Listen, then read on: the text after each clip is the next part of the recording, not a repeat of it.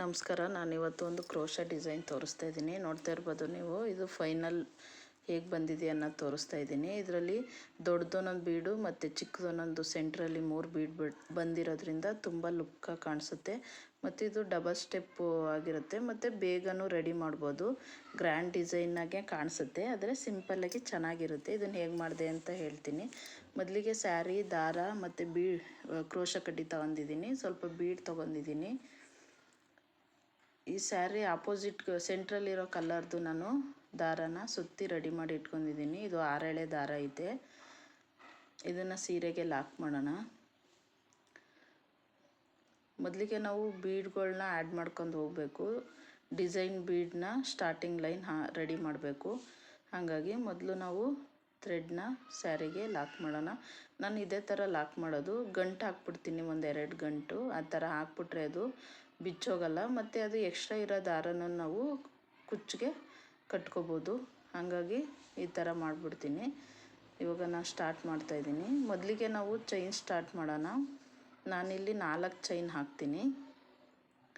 4 chain ಹಾಕಿ ಅದು ಎಲ್ಲಿಗೆ ಬರುತ್ತೆ ಅಲ್ಲಿಗೆ ಲಾಕ್ ಮಾಡೋಣ.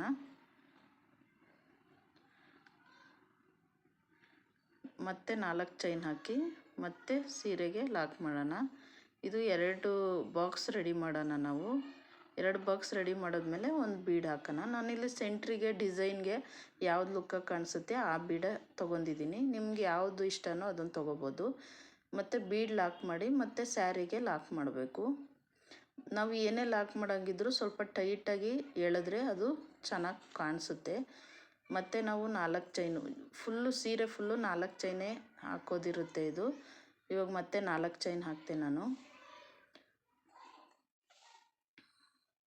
ಮತ್ತೆ 4 ಚೈನ್ ಹಾಕಿ ಸ್ಯಾರಿಗೆ ಲಾಕ್ ಮಾಡೋಣ. ಇದೇ ಥರ ನಾವು 3 ಬಾಕ್ಸ್ ರೆಡಿ ಮಾಡಬೇಕು. ಸ್ಟಾರ್ಟಿಂಗು ಸ್ಯಾರಿಗೆ ಲಾಕ್ ಮಾಡಿದಾಗ 2 ಹಾಕಬೇಕು, ಒಂದು ಕುಚ್ಚು ಕಟ್ಟೋಕ್ಕೆ ಮತ್ತು ಡಿಸೈನ್ಗೆ. ಮತ್ತು ನೆಕ್ಸ್ಟು ಸ್ಟಾರ್ಟ್ ಮಾಡಿದಾಗ ನಾವು 3 ಬಾಕ್ಸ್ನ ಹಾಕಬೇಕು.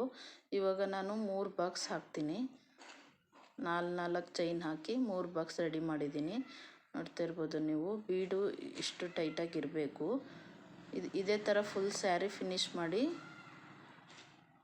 ಫೈನಲ್ ಬಂದಿದ್ದೀನಿ ನಾನು. ಫಿನಿಶಿಂಗ್ ಹೇಗೆ ಮಾಡೋದು ಅಂತ ಲಾಸ್ಟ್ ಡೆಡ್ ಎಂಡಲ್ಲಿ ತೋರಿಸ್ತಾ ಇದ್ದೀನಿ.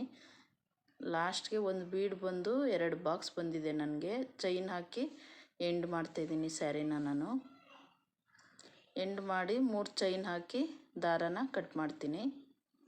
ಇವಾಗ ಇದು ಫುಲ್ ಸ್ಯಾರಿ ಬೀಡ್ ಹಾಕಿದ್ದಾಯಿತು. ಇದು ಈ ಥರ ದಾರ ಟೈಟಾಗಿ ಎಳೆದ್ರೆ ಮುಗೀತು. ಇವಾಗ ಇದು ರೆಡಿಯಾಗಿದೆ.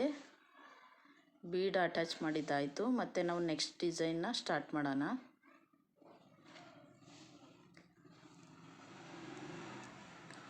ನೆಕ್ಸ್ಟ್ ಡಿಸೈನ್ಗೆ ಮತ್ತೆ ನಾವು ಅದೇ ಕಲರ್ ಥ್ರೆಡ್ನ ಲಾಕ್ ಮಾಡ್ತಾಯಿದ್ದೀನಿ. ನಾವು ಮಣಿನ ಯಾವುದ್ರಲ್ಲಿ ಅಟ್ಯಾಚ್ ಮಾಡಿರ್ತೀವೋ ಅದರಲ್ಲೇ ನಾವು ಡಿಸೈನ್ ಮಾಡಬೇಕು, ಅವಾಗೇ ಚೆನ್ನಾಗಿ ಕಾಣೋದು.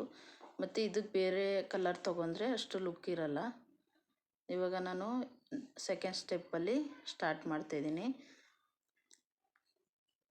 ಇದರಲ್ಲೂ ನಾನು 4 ಚೈನ್ ಹಾಕಿ ಲಾಕ್ ಮಾಡ್ತೀನಿ. ಲಾಕ್ ಮಾಡೋಕ್ಕೆ ಅಂತಲೇ ಒಂದು ಬಾಕ್ಸ್ ಬಿಟ್ಟಿರ್ತೀವಲ್ಲ ಅದರೊಳಗಡೆ ಲಾಕ್ ಮಾಡಿ, ಬೀಡ್ ಹಿಂದ್ಗಡೆ ದಾರ ಥ್ರೆಡ್ ಇರುತ್ತೆ, ಅದರೊಳಗಡೆ ಕ್ರೋಶಾ ಕಡ್ಡಿಯಿಂದ ಕಂಬಗಳು ಸ್ಟಾರ್ಟ್ ಮಾಡೋಣ ನಾವು. ನಾನಿಲ್ಲಿ ಕಂಬ ಸ್ಟಾರ್ಟ್ ಮಾಡಿದ್ದೀನಿ. ನಾನಿಲ್ಲಿ 13 ಕಂಬ ಹಾಕ್ತೀನಿ.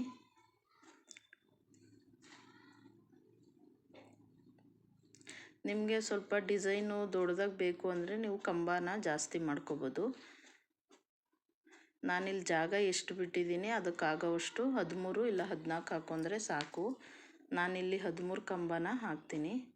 ಹಾಕ್ಬಿಟ್ಟು ತೋರಿಸ್ತೀನಿ ಕಂಬ ಹಾಕಿದ್ಮೇಲೆ ಯಾವ ಥರ ಕಾಣಿಸುತ್ತೆ ಡಿಸೈನು ಅಂತ.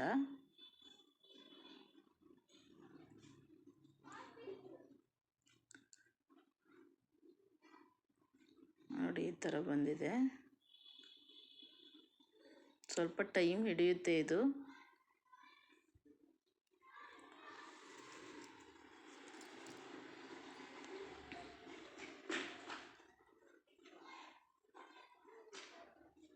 ನಮಗೆ ಚೈನು ಕಂಬ ಹಾಕಕ್ಕೆ ಬಂದುಬಿಟ್ರೆ ಯಾವ ಡಿಸೈನ್ ಬೇಕಾದರೂ ನಾವು ರೆಡಿ ಮಾಡ್ಬೋದು.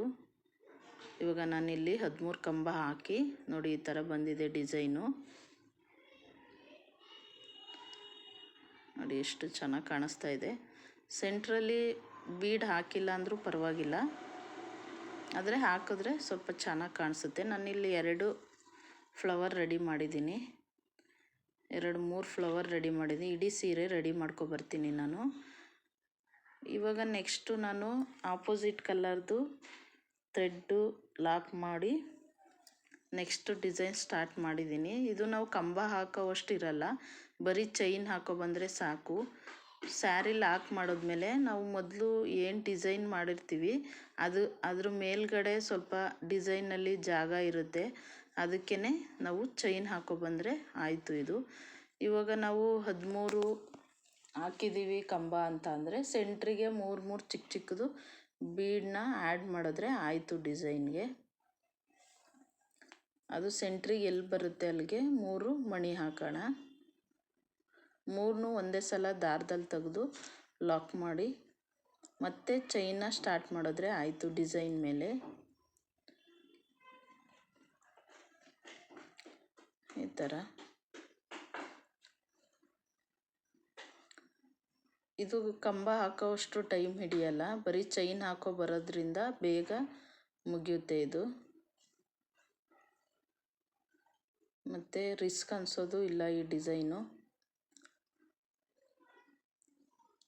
ಕ್ರೋಶ ಮೇಲೆ ಥ್ರೆಡ್ನ ಸುತ್ತೋ ಅವಶ್ಯಕತೆ ಇರಲ್ಲ, ಹಾಗೆಯೇ ಡೈರೆಕ್ಟು ಒಂದೊಂದು ಚೈನ್ ಹಾಕೊಬಂದರೆ ಆಯಿತು.